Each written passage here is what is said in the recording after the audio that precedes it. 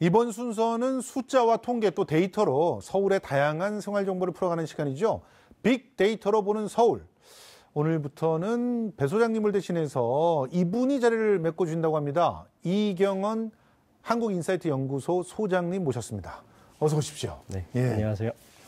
지금 오늘은 어떤 화면을 먼저 봐야 될지 한번 보겠습니다. 일본보다 한국에서 3배나 더 잘 팔리는 이게 뭘까요 도대체? 3배나 더 잘 팔린다. 궁금하시면 네, 한번 네모를 열어볼까요? 네. 네, 열어주십시오. 수입차.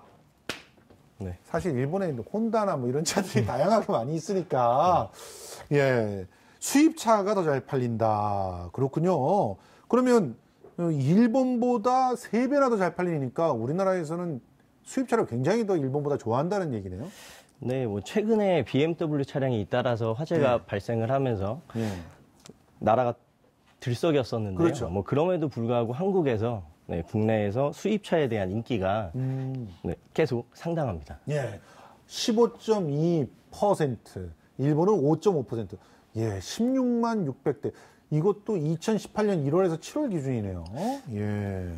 자, 그러면 지금 전년 동기보다 얼마나 더 뛴 거라고 보십니까? 네, 일본 같은 경우에는 전년 대비 5.4%의 밖에 차지를 하지 않았었는데요. 예. 국내 같은 경우에는 2.3%포인트가 증가한 52.2%가 수입차 판매 비중으로 나와 있습니다. 아, 그렇군요. 그러니까 일본 같은 경우는 5.4에서 5.5. 근데 우리나라 같은 경우는 상당히 올라갔다. 이제 그런 얘기인데, 그럼 우리나라에서 수입차가 가장 많이 팔리는 자치구가 또 조사된 게 있을 거 아닙니까? 네, 저희가 예상했었던 예, 부분인데요. 예. 물론 강남구가 예. 1등을 차지했고요. 그 예. 뒤를 이어서 소초구와 대구의 수성구가 오, 대구 수성구도 이루고 상당히 외제차를 좋아하는군요. 네, 여기서 좀 재밌는 점은 인천이 4위, 5위를 차지하고 있는데요. 예. 이 부분에 대해서는 취득세 부분이 인천에서 좀 저렴하다는 이유가 있고요. 아, 그래요? 여기 남동구와 연수구에 이제 수입차 판매장이 결집되어 있는 이유로 판단이 됩니다. 아, 그러니까 인천 같은 경우는 세금도 싸고 또 좋은 정치장도 있고 하니까 아무래도 더 잘 팔리는 것 같다. 이런 얘기네요. 그리고 이 강남의 수입차만 많이 팔리는 게 아니라 보통 우리가 말하는 황금번호라고 하는 거, 7777 요런 게 강남에 제일 많다면서요. 네, 맞습니다. 국토부에서 2014년도부터 2017년까지 조사를 했는데요. 네. 또 동일한 숫자로 4자리가 되어 있거나 아니면 0 숫자가 3개가 들어간 숫자를 조사했는데 2만 7천 개의 차량이 있는 것으로 조사가 됐습니다. 하지만 이 2만 7천 대가 차종 그리고 지역이 고르게 분포되어 있지 않고 강남구에 많이 분포되어 있는 걸로 조사가 되었습니다. 예, 그렇군요. 지금 근데 왜 이게 강남구에 이렇게 많을까요? 네, 강남구에 많은 이유 자체는 수입차를 구매하시는 분들이 황금 번호를 돈을 주고 적게는 50만 원에서 300만 원까지 시세가 이루어져 있거든요. 이거를 일부러 돈을 주고 구입을 해서 이러한 분포가 비균형적으로 발생하는 걸로 판단이 됩니다. 아, 그러면 이제 외제차를 많이 사시는 분들 중에서 황금 번호를 달라. 그래서 누구한테 돈을 주는 거예요? 네, 번호를 등록하는 대행업체들이 이런 황금 번호를 불법적으로 맞습니다. 그래서 이렇게 불법적으로 유통을 하고 있고요. 구매를 하면서 차량을 구매하는 딜러에게 요청을 하면 이런 번호를 받을 수 있다고 합니다. 300만 원까지 주면서. 네, 맞습니다.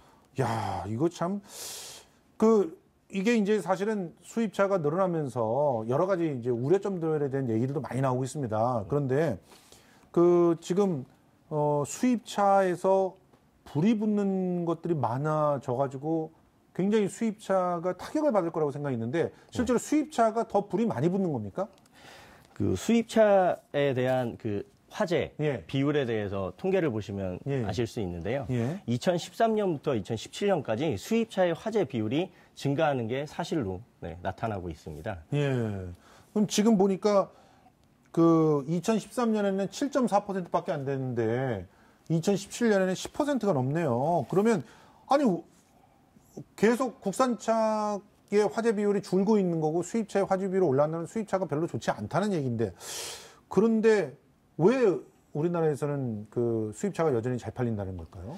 수입차 같은 경우에는 이제 과시욕, 예. 하차감이라고도 좀 표현을 하는데요. 예. 내릴 때 뭔가 으슥한 느낌이 들고 그런 느낌을 받는 데서 이제 하차감이라고 표현을 하는데 예. 그런 부분들이 많이 작용을 하고 있는 것으로 판단이 됩니다.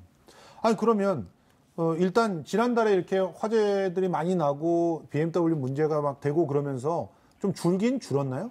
통계들이 네. 좀 나와 있는 게 있습니까? 네, 지난달 9월 달에 이제 판매 수치를 예. 좀 보시면 예. 성장하고 있었던 수입차 판매 대수가 감소세를 보이게 됐습니다. 그래서 그동안 계속해서 올해만 하더라도 1월 달부터 8월 달까지 계속 상승세를 보였었는데요. 예. 9월 달에 잠시 주춤한 경향을 보이고 있습니다. 예. 그래서 전월 대비 10.3%까지 예. 감소한 것을 보이고 있고요. 하지만 2018년 1월부터 7월까지의 누적 상황으로 봤을 때는 예. 네, 크게 계속 상승세를 보이고 있는 부분을 볼 수가 있습니다. 전년 대비 13.5%나 증가를 했습니다. 그렇군요. 그러니까 이거 참 그러니까 1월서부터 쭉 이렇게 이어지는 걸로는 9월만 주춤했지 계속적으로 판매가 증가되고 있었기 때문에 그것만 따져보면 전년 대비 13.5% 증가다. 네. 이제 앞으로 통계들을 갖다가 좀 눈여겨 지켜봐야 되겠네요. 실제로 줄어드는지 안 줄어드는지는. 네, 맞습니다. 이 화재 사고가 어느 정도의 영향이 있는지에 대해서는 좀 더 추후에 더 지켜봐야 정확한 원인을 알 수 있을 것 같습니다. 그런데 뭐 기본적으로 BMW는 확실히 줄어들었겠네요. 사는 비율이. 네, 맞습니다. 메르세데스 벤츠와 BMW가 국내에서 이제 양대 산맥의 이제 수입차인데요. 네, 판매세가 급감했다라는 소식이 있습니다. 그렇군요. 또 이럴 때는 또 오히려 더 싸니까 가서 사야지 뭐 이런 분들도 있을지 몰라요. 또 그런 프로모션이 나올 수도 있다고 하니까. 자, 계속되는 수입차 화재 때문에 특히 디젤 차들의 인기가 떨어졌다 그러더라고요. 디젤 차는 저번에 폭스바겐의 연료 게이트도 연비 있었고요. 게이트. 그다음에 또 이번에 디젤차 화재. 이것 때문에 계속해서 뭔가 충격이 있는 것 같은데 이런 게이트들을 예방하기 위해서 가장 필요한 건 뭐라고 생각하십니까? 최근에 이런 화재가 발생을 하면서 모든 국민들의 이제 자동차 사고나 화재에 대한 경각심이 굉장히 많이 올라갔는데 네. 여기서 가장 중요한 점은 BMW 화재 사태에서 사후 조치에 대한 신속성을 지켜봐야 될 것 같습니다. 네. 이 사후 조치에 대한 신속성이라고 하면 고지한 일정까지 안전 진단을 마칠 수 있을지, 네. 또 두 번째로는 필요한 부품은 얼마나 빨리 공급할 수 있을지를 지켜봐야 되는 부분이고요. 네. 그리고 리콜 제도의 허점을 보완하자라는 주장이 최근에 많이 논의되고 있습니다. 예. 이런 리콜 제도의 허점이라고 한다면 화재의 원인을 정확하게 진단을 했느냐라는 부분에 대해서 맞아요.